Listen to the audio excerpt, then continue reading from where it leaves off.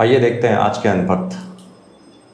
तो ऐसे ही पार्लियामेंट के अंदर खड़े होकर पाकिस्तान जिंदाबाद के नारे लगा देता है ना कब हो गया ये? पाकिस्तान की फिलिस्तीन डायरेक्टली इनडायरेक्टली एक ही बात है। फिलिस्तीन और पाकिस्तान अलग थोड़े ना है, एक ही चीज है वो। कैसे? कैसा? तालिबान कैसे बना बताइए आप मुझे, तालिबान कैसे बन गया? किसने बनाया तालिबान? अभी बता था भाई। छोड़ो तुम पाकिस्तान, तालिबान, फिलीपींस का 1991 से अब तक के भारत के प्रधानमंत्रियों के नाम बताओ। अभी मजा आएगा ना भिड़ो। नेहरू 91। नेहरू 91 में कैसे बन गए? अरे मैं 91 से पूछ रहा हूँ यार। क्या पकड़ मेरे को जानता नहीं है। 91 से लेके अब तक? 89 से चलो, BP6 से शुरू करते। नहीं, मुझे इतने पीछे के सबके लाइन से नाम नहीं पता, आपको पता होंगे क्योंकि आप उस जमाने के हैं, आपने उस जमाने की स्टडी करी है, तो मुझे इतने पुराने नाम नहीं पता। ये पकड़ के अल्लाह पकड़ के वो फेमस नाम पता है जिनको मैं पढ़ रहा हूँ। किसको? जैसे मैं अटल जी के बारे में पढ़ रहा हूँ, शास्त्री जी के बारे में पढ़ रहा हूँ, मैं पढ़ रहा हूँ अभी जो जयप्रकाश नारायण थे वो किस तरह से नेहरू के खिलाफ खड़े हुए थे, उनके बारे में थोड़ा बहुत मैं पढ़ रहा हूँ, उनकी किताब पढ़ रहा हूँ। तो इन लोगों के बारे में पढ़ रहा हूँ क्योंकि जिनके बारे में पढ़ रहा हूँ उनके बारे में उनके जो विचार थे। अटल जी के बारे में क्या पढ़े? अटल जी के बारे में जो सबसे अच्छी बात मुझे लगी है वो यही लगी है कि यदि पहले अटल जी प्रधानमंत्री कब बने पढ़े कि नहीं? हाँ, सबसे पहले वो जो प्रधानमंत्री बने अटल जी वो 80 के दशक में बने। उसके बाद सोनिया ने उनकी सरकार गिरा दी थी। 80 में कैसे सरकार गिरा दी? 80 के दशक में 90 के आसपास, ठीक है। कौन है ये लोग? जब सोनिया ने उनकी सरकार गिराई है उसके बाद ही यूपीए 1 आई, फिर उसके बाद यूपीए 2 आई। मैं उस दौरान की किताबें पढ़ रहा हूँ अभी बैठ। तो सोनिया जी ने अटल जी की सरकार गिरा दी, उसके बाद यूपीए 1 बनी। और कैसे बनी फिर यूपीए 1 आप ही बताइए मुझे। और तुमने बताया? मैं तो जो पढ़ रहा हूँ वो भी कितना सच है कितना झूठा है ये मैं जानता ही नहीं हूँ। जो मैं किताब कहाँ से रहे हैं किताबों से पढ़ रहे हैं, किताबें वो पढ़ रहे हैं जो उस टाइम के नेहरू हिस्टोरियंस ने लिखी है। वही किताब पढ़ रहे, रोमिला थापर को पढ़ रहे हैं अभी बैठकर, ठीक है। उसके बाद मोहम्मद हबीब की रोमिला थापर की किताब का नाम क्या है? अरे पुछो क्या हो गया? हमारे फटके हाथ में आ गए और तुम पूछ रहे हो क्या हुआ? अभी जो मैं पढ़ रहा हूँ अभी तुम उनकी वो किताब पढ़ रहा हूँ रोमिला थापर की जो उन्होंने उसके ऊपर कश्मीर के ऊपर लिखी है। उसका टाइटल क्या है? टाइटल उसका यही है कि जो किताब का टाइटल क्या है? किताब का टाइटल बता रहा हूँ मैं आपको, किसी और चीज का टाइटल नहीं बता रहा हूँ। उसका टाइटल है इंडिया के अंदर डेमोक्रेसी एंड हिंदू फासिज्म। उसके अंदर जो टाइटल आया किताब। ये क्या होता है? कच्चा बादाम मित्रों, कच्चा बादाम। हम कोशिश तो नहीं करते लेकिन मेरे कार्यक्रम में अच्छे खासे जानकार लोग मिल जाया करते हैं। अच्छे खासे जानकार लोग मिल जाया करते हैं। हमें तो हिंदू राष्ट्र चाहिए और कोई नहीं। वही बीमारी इधर। हिंदू राष्ट्र बनाएंगे मानेंगे क्या? बनाएंगे नहीं, हमें हिंदू सब निडरता से घूम फिर सकेंगे ऐसा चाहिए। पहले नहीं था ऐसा? नहीं, अब आने वाले समय में कुछ डर लगता है। अब अभी नहीं, 50 साल के बाद हिंदुओं की क्या स्थिति होगी और जो कमल होगा तो हिंदुओं की स्थिति अच्छी होगी। लेकिन एक सेकंड, हिंदू ही तो यहाँ सबसे ज्यादा है, तो हिंदू को डरने की क्या जरूरत? दूसरी बात है कि बीजेपी हिंदू का एक बच्चा रहता है वो और लोगों को 10-10, 20-20 बच्चे रहते हैं। 50 साल के बाद क्या होगा? 2 पीढ़ी के बाद कहाँ किसके आप 20 बच्चे पैदा हो रहे हैं? हो रहे आप जानते नहीं। सोशल मीडिया पर, इंटरनेट पर आप सिर्फ आगे 24 लिख दीजिए, सबसे पहले टॉप पे आएगा 24 बच्चों की माँ। तो अभी हमारे साथ वो महिला है जो 24 बच्चों की माँ है, वायरल भाभी कहें या 24 बच्चों की माँ कहें। मैं हूँ खुशबू पाठक और आप लोगों ने इतना प्यार दिया कि मैं हो गई हूँ 24 बच्चों की वायरल माँ। कोई यकीन नहीं कर रहा है कि इनके 24 बच्चे हैं। यकीन तो ऐसे हमें भी नहीं हो रहा था, लेकिन जब जाके देखे तो अच्छा, देखे तो हो गया। अरे बोलना कुछ तो बोल। वो मोदी का जो गवर्नमेंट की जो स्कीम रहे ना वो सब हिंदू लोग नहीं लेते। अच्छा, उसका फायदा दूसरे लेते? हाँ, टैक्स हिंदू लोग भरते हैं और फायदा और लोग लेते हैं। चुटनी में कह रही है मोदी का स्कीम का फायदा दूसरे लोग लेते हैं, हिंदू लोग नहीं। सही बात है, सही बात है, सही बात है, वो तो सही बात है। वो हिंदू लोग होते हैं ना, केजरीवाल होते हैं ना, वो खालिस्तान वाले हैं। केजरीवाल खालिस्तान वाले हैं। खालिस्तान कैसे आपको मालूम है? पंजाब की जनता ने जिताया है। पंजाब की जनता ने खाली पैसे से जिताया, पैसे से जिताया है। वो केरला से आता है, वैंकूवर से पैसा आता है, वैंकूवर से पैसा आता है, वो पंजाब में आता है, पंजाब में पैसे से जीत रहे हैं। लेकिन गुजरात में ऐसी जीत नहीं होगी, केजरीवाल की जीत नहीं होगी। केजरीवाल कहाँ से आ गया? अभी तो हम बीजेपी की बात कर रहे हैं। बीजेपी की बात करें, बीजेपी तो आ रही है ना, बीजेपी तो 100% वोट मिलेगा। नाम वो बात, लोगों का नाम कमाने नहीं हो, काम कमाने, काम करके दिखाना, देश को आगे ले जाना है तो ये योग पुरुष है नरेंद्र मोदी। अगर इसको कोई समझ नहीं पाएगा तो देश बर्बाद हो जाएगा। आप कहाँ थे ज्ञानी बाबा? जी हाँ, देश बर्बाद हो जाएगा। अच्छा मान लीजिए हमने समझे तो मैं नहीं समझा। मान लीजिए हम कहते हैं कि नहीं मोदी जी में तो उन्होंने नोटबंदी सुनो, हाँ उन्होंने नोटबंदी गलत किया, उन्होंने कोई गलत नहीं किया, कोई गलत नहीं किया, कोई गलत नहीं किया। के जमाने में गैस का महंगाई हो गया। महंगाई इस जमाने में 3,000 पैसे मिलते हैं पगार महीने का। अभी 10,000, 15,000, 25,000, 50,000, 60,000, लाख रुपए का पगार मिलते हैं। गैस का क्या बोलते हैं आप? जैसी कमानी आपकी बढ़ती है। के जमाने में बेकारी बढ़ी। कोई बेकारी नहीं है, सबको मिलते हैं, सबको गवर्नमेंट जॉब चाहिए। गवर्नमेंट तो सबको नहीं मिलती भैया। और उनको लोग कहते हैं लोकतांत्रिक संस्थाओं को नष्ट कर रहे हैं, विपक्षियों पर रेट डलवा रहे हैं। नहीं कुछ भी नहीं, जरूरी है इसलिए डलाते हैं। कोई बीजेपी में आता है वो वॉशिंग मशीन उसमें धुल जाता। ना ऐसा कुछ नहीं है भैया, ऐसा कुछ नहीं है। जिस परिवारवाद और भ्रष्टाचार की लकीर खींचकर चुनाव में विरोधियों को बीजेपी घेरती है, उसी लकीर के कटघरे में खड़े रहे नाम अशोक चौहान। बीजेपी में भर्ती के बाद पद पाने वाले सबसे तेज नेता, जिनके पिता मुख्यमंत्री रहे, जो खुद महाराष्ट्र के मुख्यमंत्री बने, जिन पर महाराष्ट्र के सबसे बड़े आदर्श घोटाले का आरोप लगा, वो अशोक चौहान महाराष्ट्र में चट भर्ती पट राज्यसभा सीट के सबसे आदर्श उम्मीदवार बीजेपी में मान लिए गए। ऐसा ही होता है। और बीजेपी मोदी के बाद योगी, मोदी के बाद योगी भी आ गए। अमित शाह 2020 में अमित शाह तो दिल्ली में रहे, मोदी के बाद योगी। अमित शाह भी तो है। अमित शाह है, वो गृहमंत्री रहेगा, गृहमंत्री रहेगा। क्या बात कर रहे हो आप? ये लोग अवतार हो गया अपना बाटला। एक मिनट देखिए, ये एक शब्द बोली कि तेल महंगा हो गया, आप बोलने नहीं दे रहे, गलत बात है। ये गड़बड़े बाबा। बाटला को ऊंचा करो। बाटला महंगा है ना, गैस का बाटला थोड़ा ऊंचा करो, कम करो। ऊंचा करना चाहिए ना।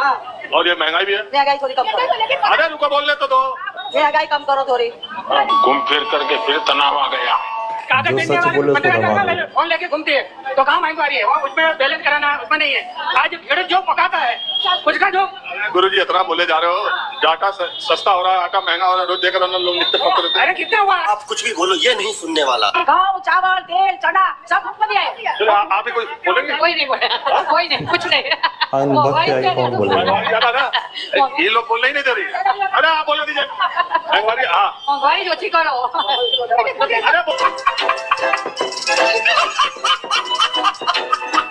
तो क्या लगता है, क्या बीजेपी का बेटी बचाओ वाला जो नारा है झूठा है क्या?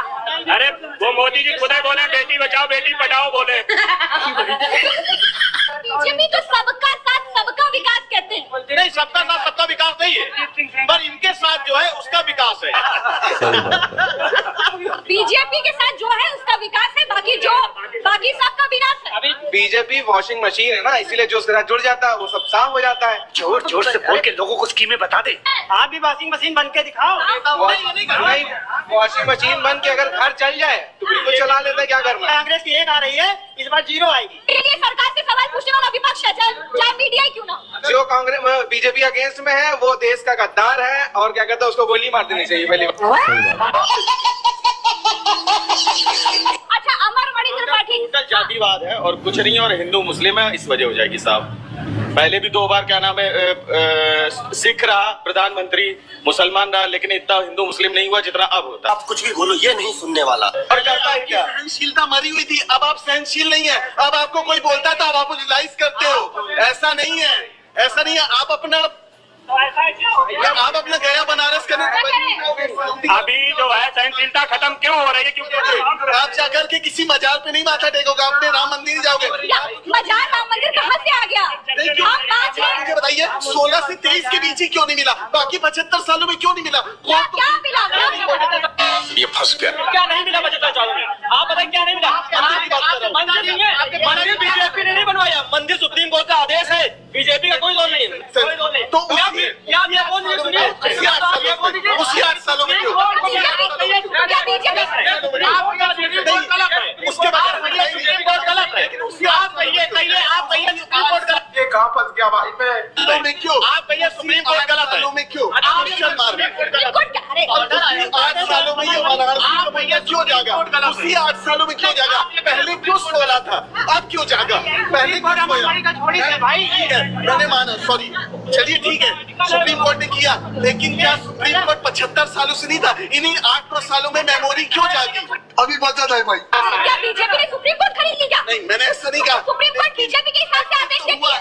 क्या सुप्रीम कोर्ट बीजेपी के अनुसार आदेश देती है? एक्टिव क्यों हुआ? मणिपुर में क्या हो रहा है और किसकी सरकार में हो रहा है? मणिपुर में जो हो रहा है तो उसको आप सॉल्व करिए। कि महिलाओं को, औरतों को नंगा घुमाया गया है। बीजेपी वालों ने ले जाके घुमाया कि चल तुम्हारे साले का खोपड़ी तोड़ साले का। अगर आपकी बहन या बेटी होती तो कैसे बोलते? अगर आपकी बहन या बेटी होती तो कैसे बोलते? बात कर मेरे को जान।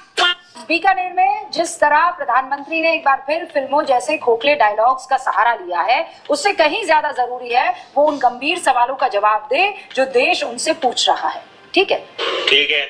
आपको लगता है ये खोखले डायलॉग्स? अब देश सवाल जो है एकदम सीधा सवाल है और वही सवाल आज भी है और वही पूछा जा रहा है। हाँ। रूबिका जी भी पूछ रही है, मुझे लगता है रूबिका जी को भी इस बात का दर्द है कि पहलगाम में जो घटना हुई, आतंकवादी घटना, और वो आतंकवादी 4 अभी भी पकड़े नहीं गए, भाग गए। हाँ। यदि सिंदूर का न्याय देना है तो उन आतंकवादियों को सरेआम जो है फांसी पे लटकाना चाहिए, उसको पकड़ना चाहिए, उनको जो सजा देनी चाहिए वो मिलनी चाहिए। ये बड़ी अच्छी बात कही है। और साथ में जो उसके लिए उत्तरदायी है, सरकार ने कहा सर्वदलीय बैठक में सुरक्षा चूक हुई, आज 1 महीना होने को है, 22 अप्रैल से 22 जो है मई हो गई।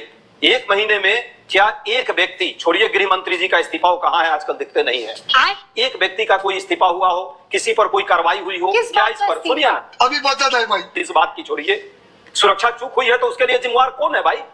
देश का कोई व्यक्ति नहीं जिम्मेवार होगा, जिम्मेवारी लेगा ही नहीं। ये क्या बात हो गई? दूसरी बात है, बस हम 2-3 प्रश्न कर देते हैं, उसका उत्तर और बीच में दीजिए, भाजपा वाले देंगे। दूसरी बात, लेकिन इस्तीफे को लेकर ठीक है ना, इस्तीफे की बात होती है भाई, होती है, नहीं होनी चाहिए। अरे सुनिए, चलिए गृह मंत्री का इस्तीफा नहीं, किसी एक चपरासी का इस्तीफा दिलवा देते। सुनिए मेरी बात सुनिए, आप सुरक्षा चूक हुई है तो आप सुनिए, मेरा पूरा प्रश्न हो जाने दीजिए, उसके बाद आप कीजिएगा। मैं आपको इसी बीच में प्रश्न तो चाहिए हमें। अरे कीजिए ना प्रश्न, मैं आपको 40 सेकंड एक्स्ट्रा दूंगी। भाजपा से कोई उपाध्याय नहीं होना चाहिए। मैं तमीज के लहजे में आपसे बात, मैं भी तमीज के लहजे से ही आपसे, इसीलिए आप सुनिए, मैं सवाल फिर मिला रही है रूबिका। भाई यहाँ पे क्या हो रहा है भाई? पर नहीं, आप सवाल देश का होगा, सवाल ना करें। उपाध्याय जी मैं क्या बोल रही जी बोलिए। बीजेपी के खिलाफ नहीं सुन सकती है। शांति धरिए पहले, नहीं हम तो शांति धरिए पहले और मेरे सवाल को सुनिए। हाँ ठीक है, पहले मेरी सवाल भी जरा हो जाने दीजिए ना, आप कीजिए। ये कहाँ फंस गया भाई? मैं सवाल वालों से नहीं सवाल आप चाहती हैं कि हो, ये देश नहीं चाहता है, तो 2 सेकंड तो दे दीजिए हमें, हमारा सवाल पूरा हो जाने दीजिए। मेरा सवाल, चुप हो जाओ। चलिए आप बताइए, लगा लीजिए जो सवाल आपके मन में, वो सवाल अभी मैंने रोहन गुप्ता से पूछे, लेकिन दोबारा नहीं, इसका नहीं, जिम्मेवारी क्या तय हुई, जिम्मेवारी तय हुई जरा। उपाध्याय जी फिर कह रही हूँ, 1 सेकंड के लिए रुक जाइए, मेरा सवाल को सुनिए और उसके बाद आगे बढ़िएगा। उपाध्याय जी चलिए पूछिए। Alright, wonderful. आप कह रहे हैं इस्तीफा। जब मुंबई पर अटैक हुआ था, आप लोगों ने इस्तीफों की झड़ी लगाई है ना, एक के बाद एक इस्तीफे आपकी तरफ से दिए आए थे और बड़े इंपॉर्टेंट महत्वपूर्ण इस्तीफे आए थे। क्या किया सर? इस्तीफा और उसके बाद मौन धारण कर लिया। सुनिए यही गलत है, यही गलत है। बस इसका जवाब सुनिए।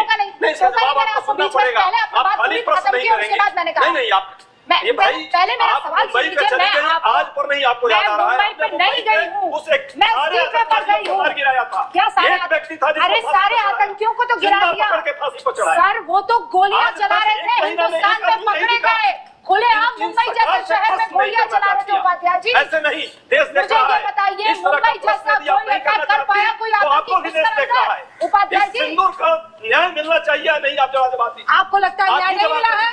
आपको लगता है न्याय नहीं मिला है? जब वो आतंकवादी पकड़े जाएंगे, जिम्मेवार लोगों को जो है आतंकवादी होगी, और इस देश में ये बार-बार नाटक समझ में नहीं आ रहा। लंबे डायलॉग भाषण से नहीं चलेगा, बस हो गया, भाषण बहुत हो गया ना, हो गया उपाध्याय जी। नहीं ये सीज फायर, आप लोग सिर्फ ठेकेदारी कर रहे हैं। प्रश्न नहीं करने देना चाहती हमें। आपने कहा था 40 सेकंड आ गई ना, सुन बोल चुकी हूँ, समझ में नहीं आ रहा आपको?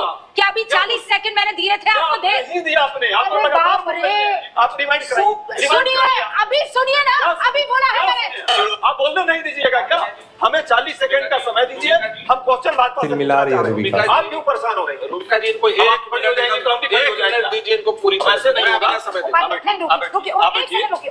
रुकिए एक सेकंड, मेरी बात सुनिए, मेरी बात सुनिए। ऐसे नहीं, ये पीआर स्टेट प्रधानमंत्री कर रहे हैं और आप यहाँ सर सुनिए, बदतमीजी नहीं, नहीं आप बदतमीजी कर रहे हैं, आप बदतमीजी कर रहे हैं।